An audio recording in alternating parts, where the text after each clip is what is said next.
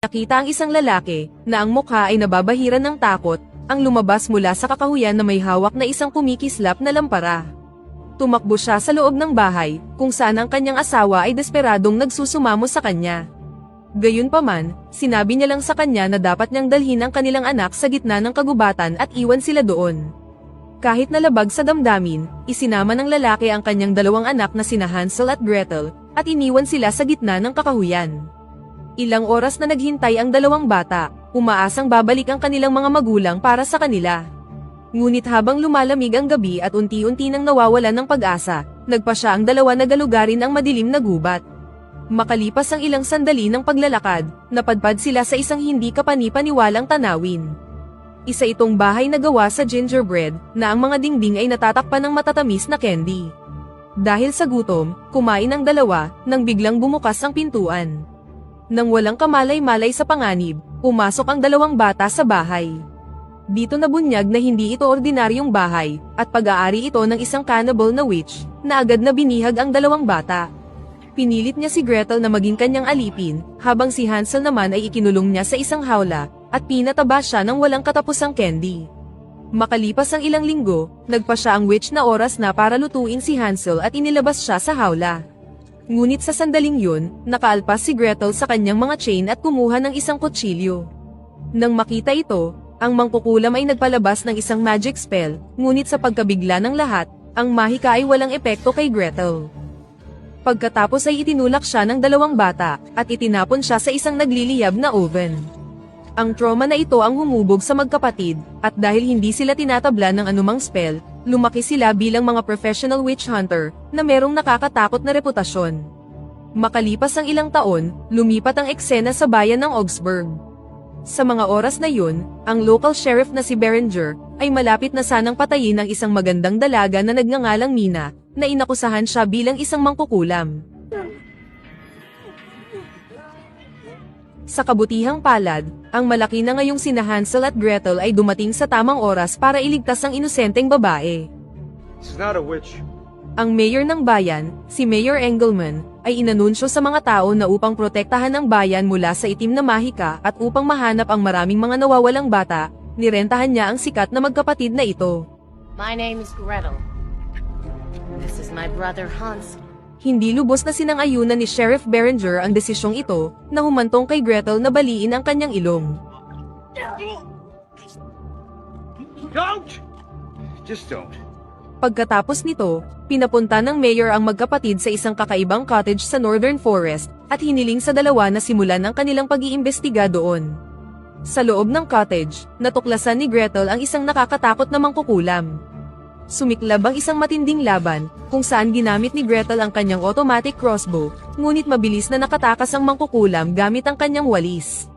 Habang lumilipad sa kakahuyan, si Hansel naman ay nagpaputok ng isang shot at pinabagsak ang witch sa lupa. Hinabol ni Hansel ang bumagsak na mangkukulam at sa kanilang pagtakbo, iniwasan niya ang mga nakamamatay na spell nito. Sa paglipad ng mga spells, nagsiliparan din ang mga bala, at hindi maiiwasan ang isang matinding labanan.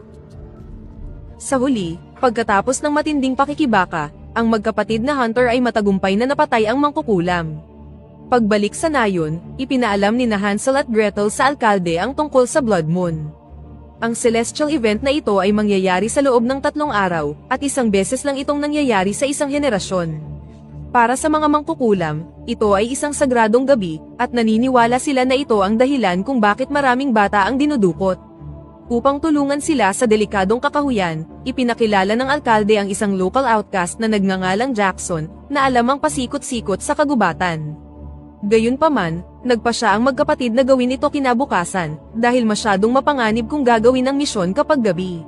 Sa kabilang banda, ang napahiya namang si Sheriff Berenger ay nagpas siyang gawin ang mga bagay-bagay sa kanyang sariling mga kamay.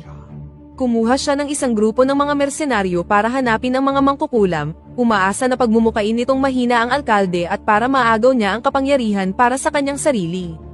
Kalaunan ng gabing yun, sa kanilang paglalakbay sa masukal na kagubatan, ang mga lalaki ay nagtayo ng kampo at nagsindi ng apoy, at mayabang na nagtawanan tungkol sa kanilang napakadaling misyon. Gayunpaman, ang kanilang kayabangan ay naging panandalian lamang. Mula sa madilim na sulok, isang nakakapanindig balahibong presensya ang biglang nagpakita. Lumalabas na siya si Muriel, ang Grand Evil Witch. Walang awa niyang pinatay ang bawat isa sa mga lalaki.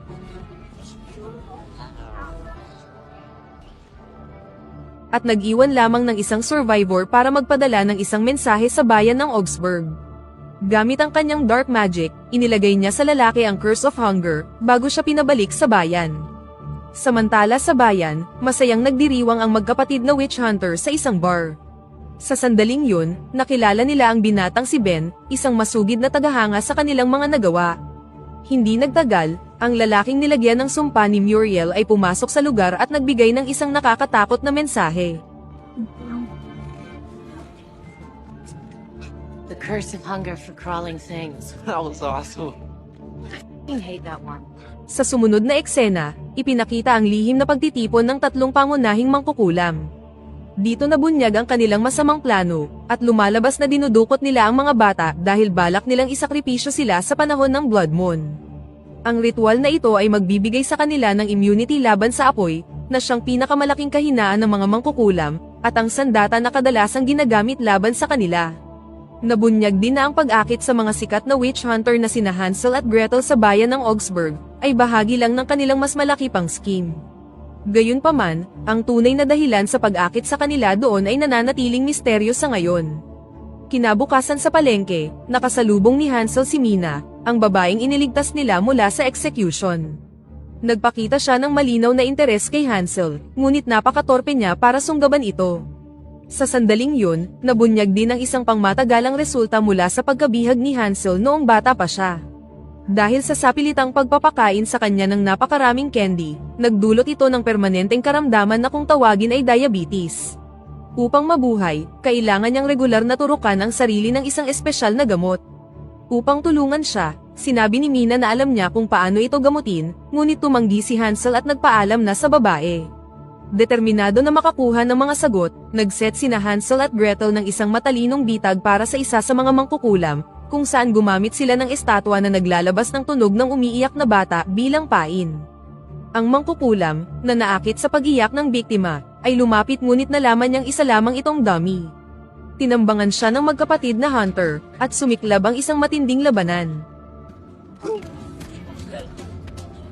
Nang tangkain ng mangkukulam na tumakas gamit ang kanyang walis, si Hansel ay gumawa ng isang matapang na paglukso at naglambitin sa ere. Kalaunan, nagtagumpay sina Gretel sa pagdaig sa mangkukulam, at dinala siya pabalik sa bayan bilang kanilang bilanggo. Sa ilalim ng kanilang matinding interogasyon, ang nahuling mangkukulam ay nagpahayag ng isang kritikal na impormasyon. Para gumana ang ritual, ang mga mangkukulam ay nangangailangan ng eksaktong 12 bata. Sa mga detalyeng yun, isang bata na lang ang kinakailangan nilang dukutin. Tinuya din niya ang dalawang hunter, at sinabi na ang dalawa niyang kasamahang mangkukulam ay patungo na ngayon para kunin ang bata. Nang malaman ang detalye ng sunod na bibiktimahin, agad na tumakbo si Hansel upang protektahan ang huling bata, habang si Gretel naman ay nanatili upang bantayan ang mapanganib na bilanggo. Sa labas, naglunsad si Muriel ng direktang pag-atake sa bayan. Hindi nagtagal, personal niyang hinarap si Gretel, habang ang pangatlo namang mangkukulam na nagngangalang Clara, ay nagtungo na sa huling bata. Sa huli, matagumpay na nakuha ni Clara ang batang babae at ibinigay siya sa isang napakalaki at masunuring troll na nagngangalang Edward, para dalhin ito sa kanilang headquarters. Ngayong malaya na siyang makakalaban, ibinaling ni Clara ang kanyang atensyon kay Hansel, at nagkaroon sila ng isang matinding laban.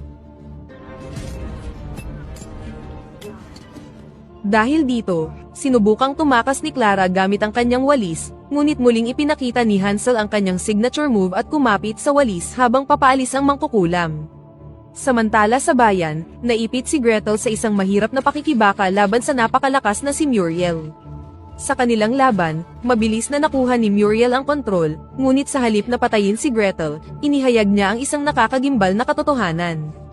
Hindi niya maaaring patayin si Gretel dahil siya ang panghuli at pinakamahalagang sangkap para sa Blood Moon ritual. Sa sandaling yun, ang local tracker na si Jackson, ay nakarecover at inatake si Muriel gamit ang kanyang sandata. Sa sobrang galit, ihinagis niya si Gretel palabas at pagkatapos ay ibinaling ang kanyang galit kay Jackson. Sa kaguluhan, ang tagahangang si Ben ay matapang na pumasok sa eksena at tinulungang makatakas ang walang malay na si Gretel. Kinaumagahan, nagising si Gretel sa isang kakaibang lugar, at lumalabas na ito ang bahay ng binatang si Ben. What are you doing? Cleaning.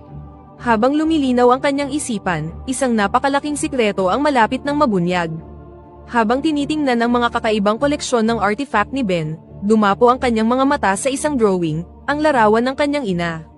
Ipinaliwanag ni Ben na ang babaeng ito ay isang mangkukulam, ngunit nakatira siya malayo sa bayan. Hindi niya ipinagtapat ang kanyang tunay na kalikasan, ngunit dahil sa isang tsismis, natuklasan ng mga taong bayan ang katotohanan at sinunog siya.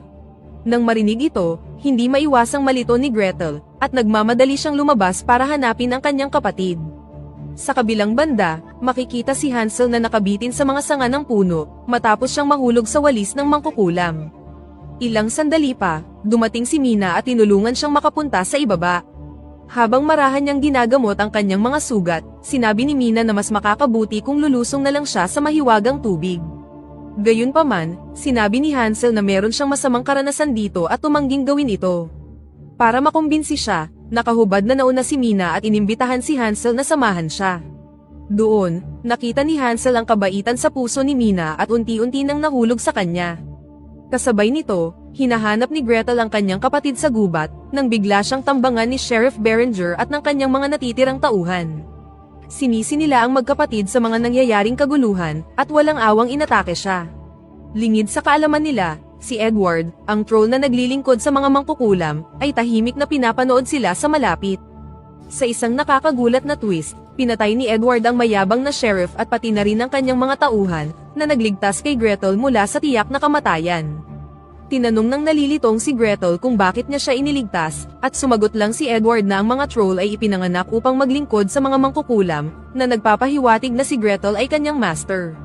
Kinagabihan, habang hinahanap ang kanyang kapatid, dumating si Hansel sa isang sira-sirang bahay sa kakahuyan. Maingat siyang pumasok, ngunit nasa loob na si Gretel, na inatake siya sa pag-aakalang isa siyang kalaban. Sa huli, nakilala ni Gretel ang kanyang kapatid at binitawan na siya. Habang sinisiyasat ang maalikabok at nabubulok na bahay, nadiskubre nila ang isang nakakakilabot na katotohanan. Ang lugar ay malinaw na bahay ng isang mangkukulam, ngunit mas nabigla sila nang ma-realize na ito ay ang kanilang tahanan noong mga bata pa sila, ang mismong lugar na kanilang tinirhan bago sila dinala ng kanilang ama sa kakahuyan. Nang mapuno ng emosyon, sinabi ni Gretel kay Hansel ang katotohanang natutunan niya kay Ben, kung saan naniniwala siyang mangkukulam ang kanilang ina. Sa sandaling yun, lumitaw si Muriel sa pintuan. Ngayong naisiwalat na ang lahat ng lihim, inihayag na ni Muriel ang buong kwento. Sinabi niya sa magkapatid na ang kanilang ina na si Adriana, ay hindi isang masamang mangkukulam, kundi isang magaling at napakalakas na White Witch. Sila ang mga mangkukulam na hindi kailanman ginamit sa maling paraan ang kanilang mga kapangyarihan at tumangging magsanay ng dark magic. Umibig si Adriana sa isang tao, namuhay ng masaya, at nagkaroon ng 2 anak. Ipinaliwanag ni Muriel na para makumpleto ang Blood Moon Ritual, kailangan ng mga mangkukulam ang puso ng isang White Witch. Ngunit napakalakas ni Adriana para matalo siya ni Muriel, kaya gumawa si Muriel ng isang malupit na plano. Sa halip ay nagpasya siyang kunin ang puso ni Gretel, dahil minana ni Gretel ang kapangyarihan ng kanyang ina. Upang madispatcha si Adriana, nag-anyong tao si Muriel at nagpakalat ng chismis sa bayan na si Adriana ay isang mangkukulam. Sa takot, ang mga taong bayan ay sinunog si Adriana, at pagkatapos ay binitay ang ama ng magkapatid sa tabi mismo nito. Nang marinig kung paano nasira ang kanyang pamilya, napuno ng matinding galit si Hansel. Inatake niya si Muriel, ngunit napakalakas nito, at walang kahirap-hirap siya nitong sinaksak. Kalaunan, nagkamalay na si Hansel at nakita ang sarili na ginagamot ni Mina. Pinainom siya nito ng kakaibang likido, at himala namang nagsara ang kanyang mga sugat. Sa sandaling yun, isa pang sikreto ang nabunyag kay Hansel. Lumalabas na si Mina ay isa ring White Witch, at binabantayan niya sila. Ipinaliwanag ni Mina kay Hansel na dinala ni Muriel si Gretel sa bundok para sa Witch Sabbath, isang napakalaking pagtitipon kung saan ang lahat ng mga mangkukulam ay magsasama-sama, upang isagawa ang kanilang ritual sa ilalim ng Blood Moon. Nang ma-realize na magiging mahirap ang paparating na laban, ginamit ni Mina ang ritual ni Adriana, at pagkatapos ay nilagyan ng blessing ang lahat ng sandata ni Hansel, na nagbigay dito ng banal na kapangyarihan laban sa mga masasamang mangkukulam. Ngayon, si Hansel, Mina, at ang kanilang kaibigan na si Ben, ay sinimulan na ang isang desperadong misyon upang iligtas si Gretel at ang mga dinukot na bata. Habang naglalakbay sila sa mapanlinlang na kakahuyan, naglagay si Hansel ng matatalinong bitag sa daan upang mahuli ang sinumang mga tumatakas na mangkukulam. Iniabot niya kay Ben ang isang shotgun, at inutusan siyang magtago at magbigay ng cover. Pagkatapos nito, pumunta na sina Hansel at Mina sa gitna ng bundok kung saan nagtitipon ang mga mangkukulam. Sa tuktok, isang nakakatakot na eksena ang bumungad sa kanila, kung saan daan-daang mga mangkukulam ang nagtipon-tipon para sa Blood Moon Ritual. Ang mga nawawalang bata ay inilagay sa mga hawla, habang si Gretel naman ay itinali sa batong altar, handa na para sa gagawing sakripisyo. Nang maging kulay dugo na ang buwan at nagsimula na ang seremonya, buong tapang na inilantad ni Hansel ang kanyang sarili sa grupo ng mga mangkukulam upang maakit ang kanilang atensyon. Nang sila ay sumugod sa kanya, nagpaputok si Mina mula sa kanyang nakatagong posisyon, at ang kanyang mga pinagpalang bala ay tumagos sa mga masasamang nilalang. Sa kaguluhan, nilabanan ni Hansel ang maraming mangkukulam sa ibaba, at pinalaya ang mga bihag na bata mula sa kanilang mga hawla. Nang makitang napurnada ang kanyang ritual, kumilos na si Muriel para patayin na si Gretel. Ngunit ang troll, si Edward, na naalala ang kanyang tunay na layunin na pagsilbihan ang bloodline ng mga White Witch, ay bumaling kay Muriel at pinalaya si Gretel. Nang makitang patay na ang karamihan sa kanyang mga kasamahan, nagpa siya si Muriel na umatras na. Tumakas siya gamit ang kanyang broomstick, na sinundan ng ilang mga nakaligtas na mangkukulam. Ngunit habang lumilipad sila, na-trigger nila ang mga bitag ni Hansel sa kagubatan, na pumatay sa natitirang mga tagasunod. Nakaligtas si Muriel sa bitag, ngunit ang nakapwesto ng si Ben, ay binaril siya sa ere, na naging sanhi para masugatan siya ng husto. Nang mahanap nila si Muriel, nakita nila siya sa huling lugar na hindi inaasahan ng sinuman, ang orihinal na gingerbread house mula sa kanilang pagkabata. Doon, hinarap ni Mina si Muriel, at isang kamanghamanghang magic duel ang nagsimula sa pagitan ng dalawang mangkukulam. Buong lakas na lumaban si Mina, ngunit ang kanyang puting mahika ay walang laban sa dark magic ni Muriel. Sumugod si Hansel sa tabi ni Mina, at niyakap ang kanyang nag-aagaw buhay na pag-ibig sa kanyang mga bisig. Bago pumanaw, nangako si Hansel na maghihiganti siya para sa kanya. Nang mapuno ng bago at nag-aalab na galit, pumasok si Hansel para labanan si Muriel, determinadong tuldukan na ang lahat. Naipit sila sa isang malupit na bakbakan. Nang dumating ang sugatan ngunit determinadong si Gretel upang sumali na rin sa laban. Sa huli, binalot siya ni Hansel ng mabigat na kadena at ibibigay na sana ang huling blow, nang traidorin siya ng kanyang katawan. Oras na para sa kanyang insulin, ang resulta ng candy na pilit sa kanyang pinakain ng mangkukulam noong bata pa siya. Nanghina siya ng husto at bumagsak sa sahig. Bagamat sugatan, gumapang si Gretel sa kanyang kapatid at nagawang maturukan siya ng insulin, na nagligtas sa kanyang buhay. Ngunit sa ilang kritikal na segundong yun, nakalaya si Muriel at muling nabawi ang kalamangan. Tila wala ng pag-asang manalo, ngunit ang na-revive na si Hansel ay ibinalibag siya sa sahig. Sa tulong ng bawat isa, pinugutan nila ng ulo ang masamang si Muriel, na sa wakas ay tumapos na sa kanyang kasamaan. Pagbalik sa Augsburg bilang mga bayani, sinunog nila ang katawan ng mangkukulam sa harap ng buong bayan bilang simbolo ng kanilang tagumpay. Sa huling eksena, ipinakita sa atin na lumaki na ang kanilang koponan. Ngayon, si Hansel, Gretel, Ben, at maging ang kanilang tapat na troll na si Edward, ay isa ng tunay na pamilya ng mga witch hunter. Sa panahong yun, dumating sila sa isang disyerto, dala ang katawan ng mga mangkukulam na kanilang ipagpapalit sa gantimpala. Binasag ni Edward ang pinto ng isang nakatagong cottage, at habang nakahanda ang kanilang mga sandata, sumugod sila upang harapin ang susunod nilang target, at dito na nagtatapos ang pelikula.